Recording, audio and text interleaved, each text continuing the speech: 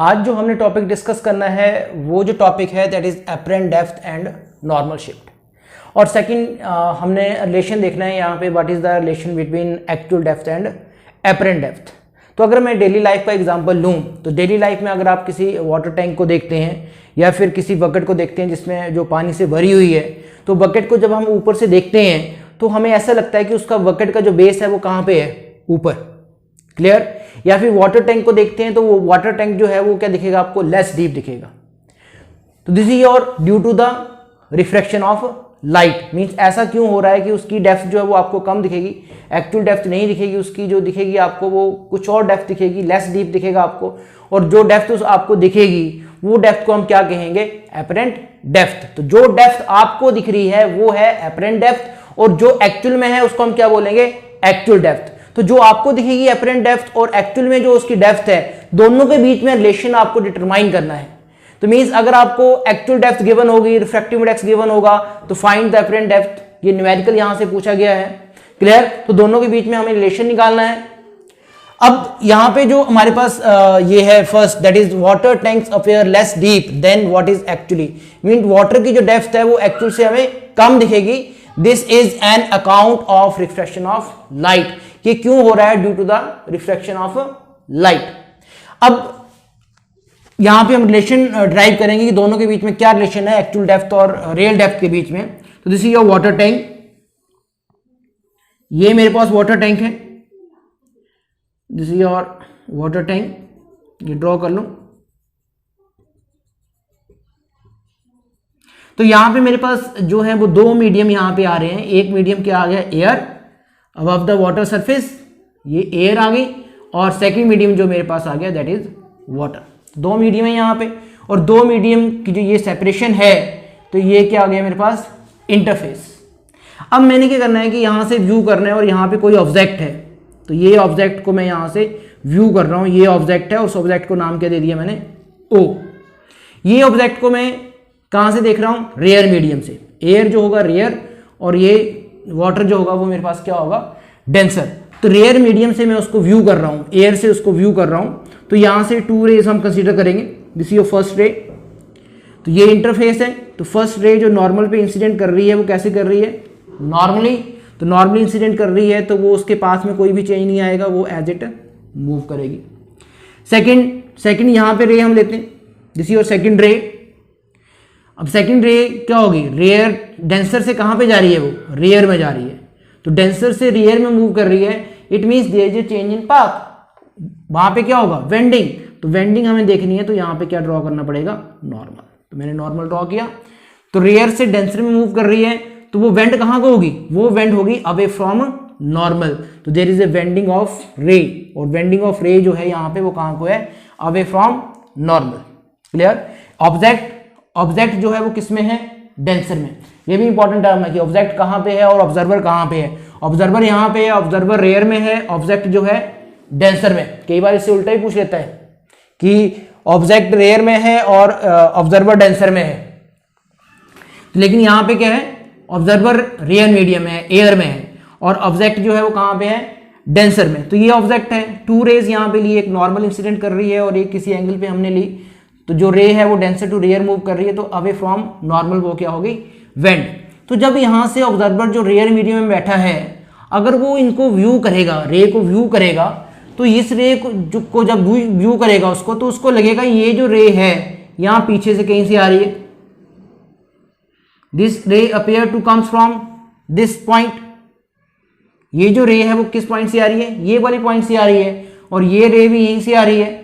It means यहाँ पे जो है वो किसकी फॉर्मेशन होगी, यहाँ पे इमेज की फॉर्मेशन होगी। तो अगर ऑब्जर्वर जो होगा वो रेयर मीडियम में बैठा है तो उसको जो ऑब्जेक्ट यहाँ पे है वो ऑब्जेक्ट कहाँ पे दिखेगा, इस पॉइंट पे दिखेगा। अब ऑब्जेक्ट यहां पे है तो ये उसकी क्या हो गई, एक्चुअल डेप्थ। ये उसकी क्या हो गई, एक्चुअल डेप्थ। तो ये हो गई एक्चुअल डेप्थ, जो एक्चुअल में ऑब्जेक्ट जहां पे है। इमेज यहां पे बन रही है, इमेज यहां पे बन रही है, तो ये जो होगी this is your apparent depth, this is your apparent depth. Depth. तो ये दोनों के बीच में आपको रिलेशन निकालना है कि रियल डेप्थ और एपरेंट डेप्थ के बीच में क्या रिलेशन है, तो वही आपको यहां पे ड्राइव करना है। अब नेमिंग यहां पे दे दो, this is your A point, this is your point B, और this is your O, this is your I. अब ये मेरे पास नॉर्मल है, नॉर्मल जो इंसिडेंट रे के साथ एंगल बनाएगा वो क्या होगा, angle of incident.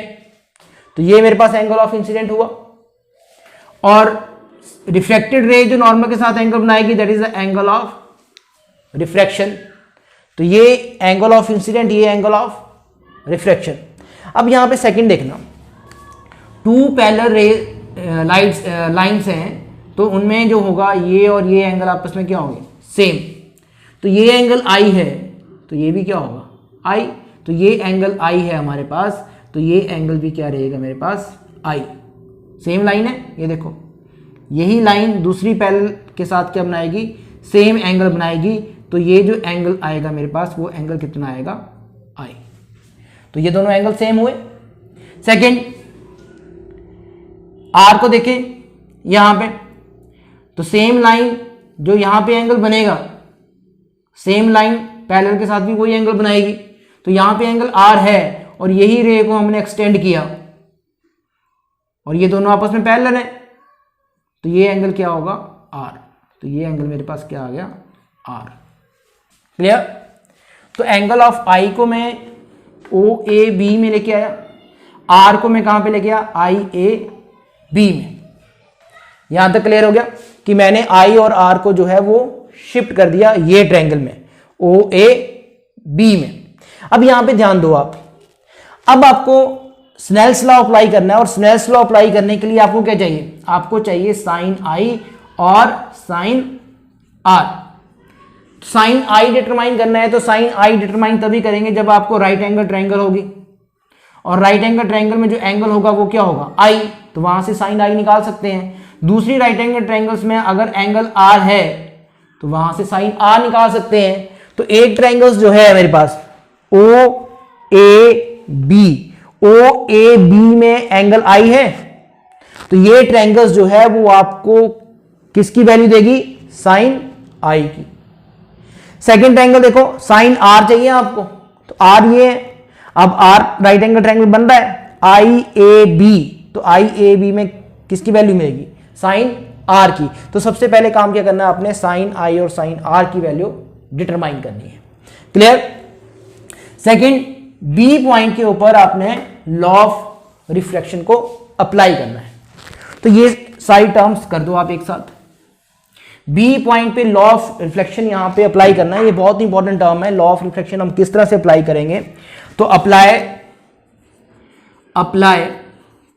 Law of refraction, law of refraction at point A, sorry B, at point B, B पे लॉ ऑफ रिफ्रैक्शन आप अप्लाई करो। अब ध्यान से देखना, यहां पे वाटर है, यहां पे मीडियम, तो वाटर का जो मीडियम है उसका रिफ्रैक्टिव इंडेक्स म्यू डब्ल्यू मान लिया। यहां पे मीडियम एयर है, तो रिफ्रैक्टिव इंडेक्स क्या मान लिया मैंने, म्यू ए। क्लियर हो गया, रिफ्रैक्टिव इंडेक्स मान लिया वाटर का, और ये रिफ्रैक्टिव इंडेक्स आ गया किसका, एयर का। अब थर्ड लॉ के अकॉर्डिंग या फिर लॉ ऑफ रिफ्रैक्शन के अकॉर्डिंग क्या होगा, product of refractive index and sine of angle क्या रहेगा, कांस्टेंट।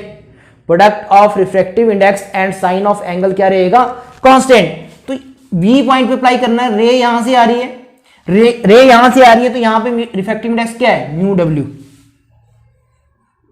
ये रिफ्रैक्टिव इंडेक्स है वाटर का, वाटर के अंदर रे कितना एंगल बना रही है, आई, तो sine I is equal to constant. यही लॉ है हमारे पास। सेकंड, दूसरे मीडियम में आ जाओ, तो दूसरे मीडियम में रिफ्रैक्टिव इंडेक्स क्या है, म्यू ए। तो दूसरे मीडियम में रिफ्रैक्टिव इंडेक्स क्या है, म्यू ए। एंगल कितना है यहां पे, आर, तो साइन आर। ये क्या बन गया मेरे पास, कांस्टेंट। तो ये मेरे पास क्या हो गया, कांस्टेंट। अब ये दोनों कांस्टेंट है, तो ये दोनों आपस में क्या होंगे, same. A sine R is equal to refractive index of water sine I. अब वैल्यूज पुट कर दो आप, या फिर इसको यहाँ इस तरह से लिख लो, refractive index of air divided by refractive index of water is equal to कितना आ जाएगा, ये sine I upon sine R आ जाएगा मेरे पास ये। और ये टर्म को मैं क्या लिख सकता हूं, ये टर्म को लिख सकता हूं, इसको उल्टा कर दो जाए, म्यू बाद में करते हैं, पहले वैल्यू पुट कर लो साइन आई की। साइन आई, अब देखो साइन आई निकालो, यहां पे रफ में निकालो साइन आई, कौन सी ट्रायंगल से आएगा, triangle O A B, O A B, ये ट्रायंगल से। तो साइन किसके इक्वल होता है, साइन होता है perpendicular over hypotenuse, perpendicular over hypotenuse. तो परपेंडिकुलर यहां पे क्या बनेगा, ए बी, तो ए बी परपेंडिकुलर बनेगा, और हाइपोटेन्यूज क्या बनेगा, ओ बी, ओ वी जो बनेगा वो क्या बन जाएगा, हाइपोटेन्यूज। ये तो साइन आई की वैल्यू आ गई मेरे पास। तो ये जो वैल्यू है किसकी है, साइन आई की। साइन आर की निकालो, आर के लिए ट्रायंगल क्या आएगी, आई ए वी, तो ट्रायंगल आई ए वी, ये ट्रायंगल आ गए। अब यहां पे देखो साइन आर निकालने हैं आपको, तो साइन आर अगेन क्या होगा, परपेंडिकुलर ओवर हाइपोटेन्यूज। तो परपेंडिकुलर क्या आ गया, ए बी, ए बी तो परपेंडिकुलर आ गया, और ये आई जो होगा आई बी 90 के सामने, आई वी जो होगा वो हाइपोटेन्यूज होगा। तो ये हो गया आई वी। तो ये साइन आई और साइन आर की वैल्यू आपको मिल गई, वैल्यू पुट कर दो, तो ये वैल्यू क्या आएगी, ये वैल्यू आएगी A V upon O V, sine R की value A V upon I V, A V upon I V. अब ए बी से ए बी कैंसिल आउट हो जाएगा, ए बी से A B cancel out, I B ऊपर चला जाएगा हमारे पास, और ओ वी नीचे आ जाएगा, आई वी ऊपर चल जाएगा और ओ वी क्या आएगा, नीचे आ जाएगा हमारे पास। अब यहां पे देखो, अगर पॉइंट ए और बी बहुत क्लोज है, क्योंकि हम व्यू कर रहे हैं तो ये दोनों पॉइंट क्लोज होंगे, हमारी आई जो व्यू करेगी तो ए और बी क्या होंगे, क्लोज। तो जो वी है उसको हम क्या लिख सकते हैं, ए। सपोज किया let A and V are very close to each other, A and V are very close to each other, very close to each other, A और वी जो है वो एक दूसरे के बहुत क्लोज है। तो आई वी अप्रॉक्सीमेट किसके इक्वल होगा, आई ए के, और आई ओ बी, ओ बी भी अप्रॉक्सीमेट किसके इक्वल होगा, आई वी के। बेटा ये ध्यान रखना, यहां पे ए और वी क्लोज है, ए और बी क्लोज है, तो आई बी आई ए लिख रहे हैं, और ओ बी को ओ ए लिख रहे हैं, आई वी को आई ए लिखेंगे, ठीक है, ओ बी को ओ ए लिखेंगे, ओ ए आएगा यहां पे, क्लियर, ओ ए। अब ये लिख दो यहां पे, पुट करो, यहां पे क्या आएगा हमारे पास, देखो यहां पे ये है मेरे पास, refractive index of air with respect to water is equal to sine I upon sine R, और ये आई वी और ओ वी, आई वी की जगह लिखा जाएगा आई ए अपॉन ओ ए, ये लिखा जाएगा मेरे पास। अब साइन आई साइन आर को हटा दो, अब ये टर्म को देखो, ये टर्म क्या लिखी जाएगी, ये टर्म हमारे पास लिखी जाएगी, इसको उल्टा करना पड़ेगा आपको, पहले यही लिख लो, I A upon O A, this imply, rest लोग का ले रहा हूं यहां पे, refractive index of water divided by refractive index of air, this is your O A upon I A. तो ये टर्म क्या आएगी, ये टर्म आ जाएगी, वाटर ऊपर है, refractive index of water with respect to air, और वो ओ ए क्या है, ओ ए देखो, ओ ए एक्चुअल डेप्थ आ रही है, ओ ए जो है वो एक्चुअल डेप्थ है, तो ये है एक्चुअल डेप्थ। सेकंड देखो आई ए जो है वो क्या है, एपरेंट डेप्थ, वो है एपरेंट डेप्थ। और ये मेरे पास refractive index with respect to air है, refractive index of water with respect to air. तो refractive index of water with respect to air को मैं सिंपली क्या लिख सकता हूं, म्यू लिख सकता हूं, सिंपली म्यू लिख सकता हूं। तो म्यू मेरे पास क्या आएगा, म्यू आएगा actual depth divided bye apparent depth. Refractive index जो आएगा that is apparent depth divided by actual, sorry this actual depth divided bye, दोनों सेम हो गए, actual depth divided bye apparent depth, ये आएगा रिजल्ट मेरे पास। क्लियर? और सेम रिजल्ट को क्या लिख सकते हैं, real depth upon actual depth, ये भी लिख सकते हैं। अब देखो न्यूमेरिकल्स में आपको ये फॉर्मूला लर्न किस तरह से करना है, देखो फॉर्मूला कैसे लर्न करना है। तो ये तो रिलेशन आ गया रियल डेप्थ और एक्चुअल डेप्थ के बीच में। अब आपको जो है वो लर्न किस तरह से करना है, आपको निकालने के लिए क्या बोलेगा, वो आपको डिटरमाइन करने के लिए बोलेगा apparent depth, apparent depth determine करने के लिए बोलेगा वो। तो एपरेंट डेप्थ कितना आएगा, एपरेंट डेप्थ को यहां ले आओ, रिफ्रैक्टिव इंडेक्स को यहां ले आओ, तो वो आ जाएगी, या फिर रियल डेप्थ लिखो वो आ जाएगी, या फिर actual depth, actual depth divided by refractive index. Clear? तो ये फॉर्मूला आपने लर्न करना है, apparent depth is equal to actual depth divided by refractive index. अब ये फॉर्मूला मैं इस फॉर्म में क्यों लर्न करने के लिए कह रहा हूं, तो अगर आपने मेरे प्रीवियस लेक्चर अगर आपने देखे होंगे तो वहां पे हमने क्या स्टडी किया था कि अगर आप एक मीडियम से दूसरे मीडियम में जाते हैं तो स्पीड चेंज होती है, एक मीडियम से दूसरे मीडियम में जाएं तो क्या चेंज होती है, स्पीड चेंज होती है। कितनी चेंज होगी उसका फॉर्मूला है, एक मीडियम से दूसरे मीडियम में जाएं तो क्या चेंज होती है, वेवलेंथ। क्लियर? अब यहां पे भी क्या हो रहा है, रिफ्रैक्शन की वजह से डेप्थ में क्या आ रहा है, चेंज आ रहा है। तो अगर मेरे पास जो स्पीड का फॉर्मूला है कि स्पीड जो होगी वो मीडियम में क्या होगी, स्पीड जो मीडियम में होगी, एक्चुअल स्पीड एयर में कितनी होती है, सी, स्पीड ऑफ लाइट जो एयर में वो क्या है, सी। अगर उसको मैं रिफ्रैक्टिव इंडेक्स से डिवाइड कर दूं तो speed of light in medium मिल जाएगी, डिक्रीज होगी ना, कितना डिक्रीज होगा, जितना रिफ्रैक्टिव इंडेक्स होगा। वेवलेंथ मीडियम में कितनी है, तो वेवलेंथ मीडियम में कितनी होगी, जो एक्चुअल वेवलेंथ है एयर में वो डिवाइड बाय रिफ्रैक्टिव इंडेक्स।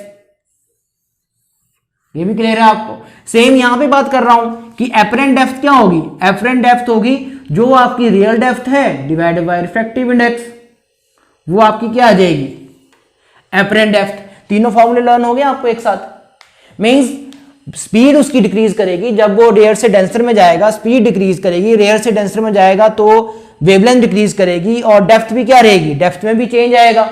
अब जो एक्चुअल डेप्थ मिलेगी आपको, जो एक्चुअल डेप्थ एपरेंट डेप्थ मिलेगी आपको, वो एक्चुअल डेप्थ को डिवाइड करो रिफ्रैक्टिव इंडेक्स से, जो भी रिफ्रैक्टिव इंडेक्स वहां पे है, तो यहाँ पे वाटर का रिफ्रैक्टिव इंडेक्स है उससे डिवाइड करो तो आपको एपरेंट डेप्थ मिल जाएगी।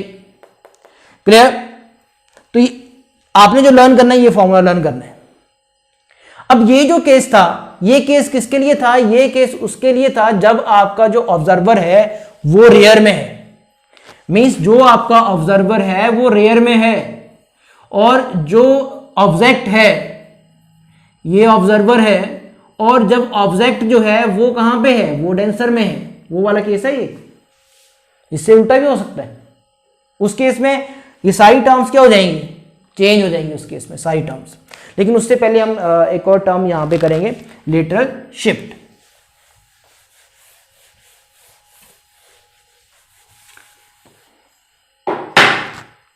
यहां पे हम करेंगे लेटरल शिफ्ट। मीन्स शिफ्ट कितना है वहां पे, यही हमने स्टडी करना, normal shift not lateral shift. That is the normal shift. Shift कितना हुआ वहां पे,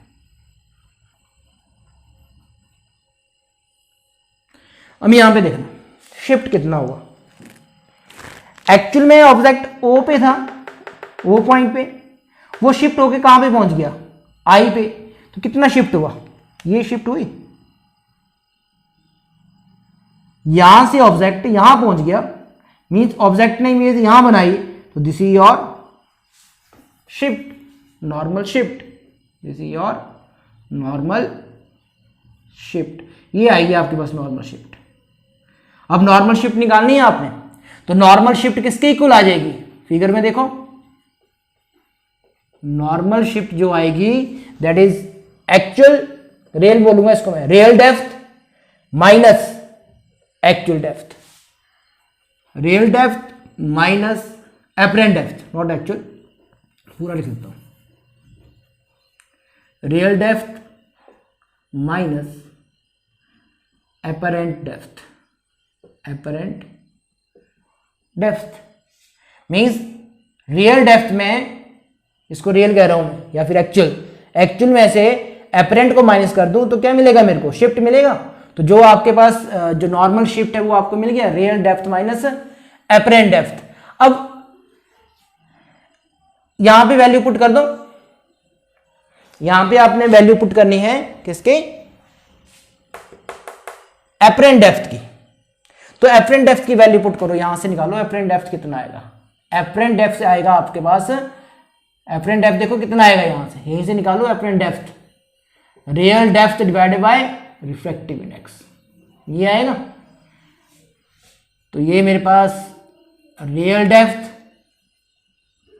एपरेंट डेप्थ की वैल्यू क्या आएगी, एपरेंट डेप्थ की वैल्यू आएगी real depth divided by refractive index, यही है, डिक्रीज कर जाएगा वो, रियल से कितना कम हो जाएगा जितना रिफ्रैक्टिव इंडेक्स है। अब दोनों में कॉमन क्या है, real depth, real depth common है, तो ये 1 माइनस 1 अपॉन रिफ्रैक्टिव इंडेक्स, तो ये आएगा मेरे पास 1 माइनस 1 अपॉन रिफ्रैक्टिव इंडेक्स। तो नॉर्मल शिफ्ट जो है, नॉर्मल शिफ्ट, ये आई नॉर्मल शिफ्ट।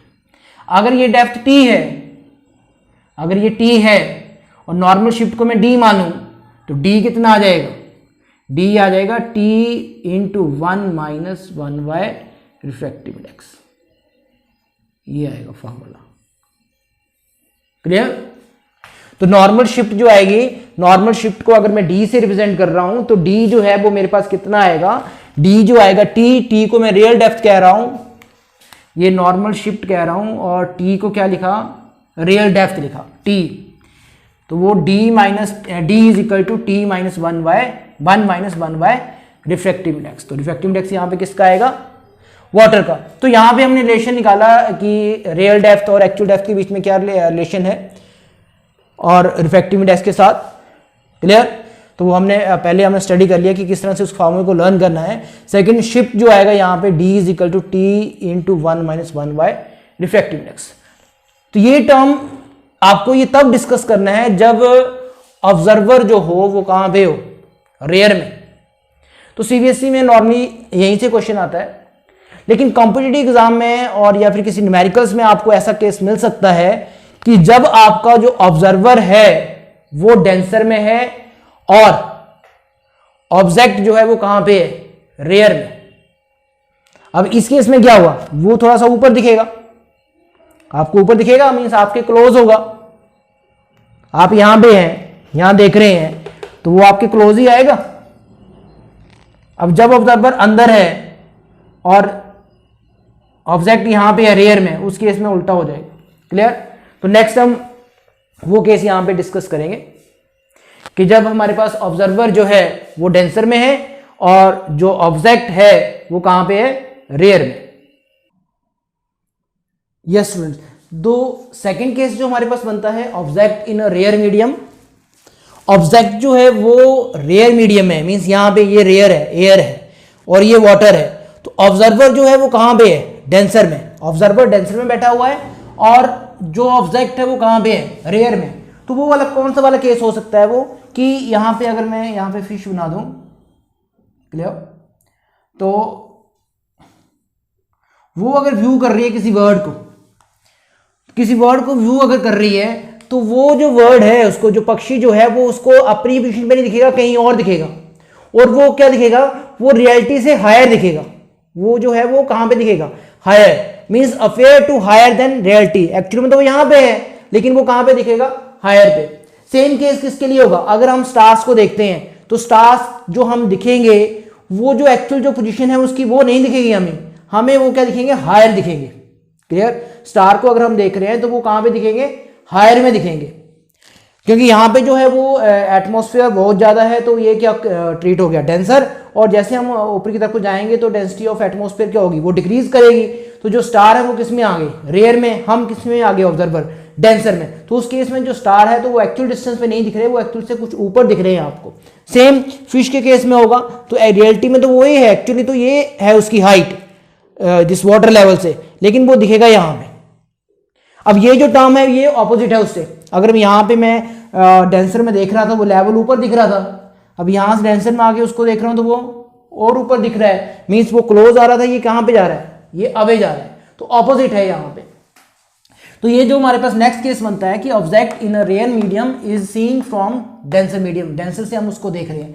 अब सेम यहाँ पे रेज ले लो, ये जो ऑब्जेक्ट है, ऑब्जेक्ट से 2 रेज आ रही हैं। एक रे ये नॉर्मल इंसिडेंट है, नॉर्मल इंसिडेंट तो एज इट मूव कर जाएगी वो, फर्स्ट रे। सेकंड, अब रेयर से डेंसर में आ रही है, रेयर से डेंसर में आ रही है तो कहाँ को बेंड होगी, टूवर्ड्स नॉर्मल। तो वो स्टेट ना जाके वो कहाँ को बेंड हो जाएगी, टूवर्ड्स नॉर्मल, मीन्स नॉर्मल की तरफ को बेंड होगी। यहां तक क्लियर है। तो जब इस रे को हम व्यू करेंगे तो हमें लगेगा ये जो रे है वो यहां कहीं से आ रही है, तो जो ऑब्जेक्ट है उसकी इमेज की फॉर्मेशन कहां पे होगी, हाइट पे, यहां पे इमेज की फॉर्मेशन होगी। तो ये जो रे है, this ray appear to comes from this point and there is a formation of image, तो यहाँ पे इमेज की फॉर्मेशन हुई। तो इट मीन्स जो उसकी रियलिटी में हाइट है वो नहीं दिखेगी, उसकी हमके मिलेगी ग्रेटर हाइट मिलेगी, हायर पोजीशन पे वो हमें दिखेगा ऑब्जेक्ट। अब सेम फॉर्मूला हमने ड्राइव करना है कि जो हमारे पास जो एक्चुअल है और जो एपरेंट है उन दोनों के बीच में क्या रिलेशन है। तो ये मेरे पास एक्चुअल हुआ, ये मेरे पास एक्चुअल हुआ, ये एक्चुअल हाइट है, और ये मेरे पास क्या हो गई, this is your actual, this is your actual, और ये मेरे पास क्या है, ये मेरे पास एपरेंट है। एपरेंट जो है वो मेरे को क्या दिखेगा, हायर दिखेगा एक्चुअल से। तो ये एक्चुअल है, तो इन दोनों के बीच में क्या रिलेशन है वो हमें स्टडी करना है। अगेन स्टडी करने के 2 ही मेथड हैं, थर्ड लॉ को हम अप्लाई करेंगे, तो बी पे जो है वो लॉ, थर्ड लॉ को अप्लाई कर दो। अब रिफ्लेक्शन का जो लॉ है आपके पास, that is refractive index into sine of angle, वो क्या रहेगा, कांस्टेंट। तो यहाँ पे आप मूव कर रहे हैं एयर से, अगर एयर की मैं बात करूं, आप यहाँ पे हैं तो एयर में रिफ्रैक्टिव इंडेक्स क्या है, म्यू ए। एयर में एंगल कितना है, एयर में एंगल है साइन आई। तो ये जो इंसिडेंट रे है वो नॉर्मल के साथ एंगल कितना बना रही है, आई का एंगल बना रही है। तो जिस मीडियम में है उसी का एंगल आएगा, तो यहाँ पे रिफ्रैक्टिव इंडेक्स म्यू ए आएगा इंटू साइन आई, वो क्या होगा, कांस्टेंट।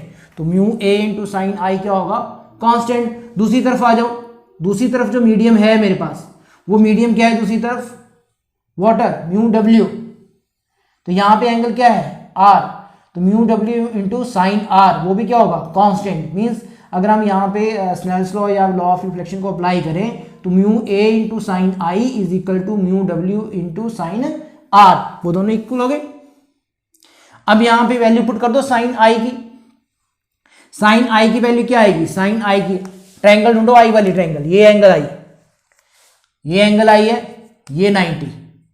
तो ट्रायंगल ले लो O A B, O A B, तो साइन क्या होगा, साइन होगा परपेंडिकुलर, परपेंडिकुलर क्या हो गया, ए बी अपॉन हाइपोटेन्यूज, 90 के सामने hypotenuse, O B, A B upon O V, वो साइन बन गया, perpendicular upon hypotenuse. Sine R, R ढूंढो, आर ये है, क्लियर, आर ये है ट्रायंगल में, तो ये मेरे पास क्या बन गया, ए बी परपेंडिकुलर, और ए आई के बी ओ आई क्या बन गया, हाइपोटेन्यूज। ए बी परपेंडिकुलर और बी आई क्या बन गया, हाइपोटेन्यूज।